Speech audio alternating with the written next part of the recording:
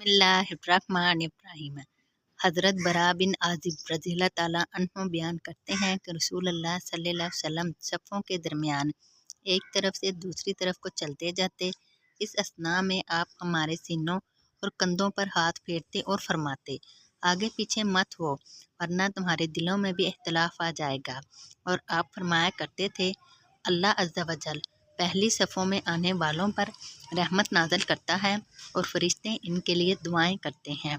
सुनन अबू दाऊद हदीस नंबर 664।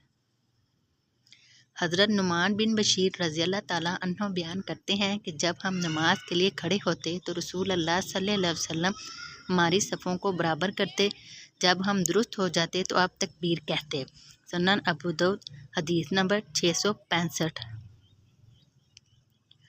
हज़रत अब्दुल्ला बिन उमर रज़ियल्लाहु ताला अन्हुमा से मरवी है कि रसूल अल्लाह सल्लल्लाहु अलैहि वसल्लम ने फरमाया, सफ़ों को दुरुस्त कर लो, कंधों को बराबर रखो, दरमियान में फासला ना रहने दो और अपने भाइयों के हाथों में नरम बन जाओ।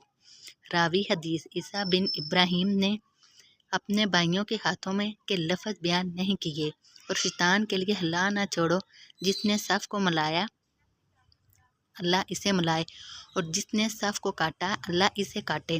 इमाम अबू दाऊद रहमुल्लाह कहते हैं कि रावी हदीस अबू शजरा से मुराद कसीर बिन मर्रा है।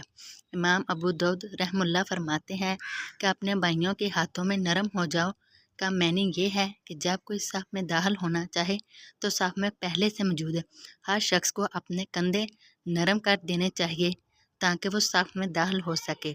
सुनन अबू दाऊद हदीस नंबर 666।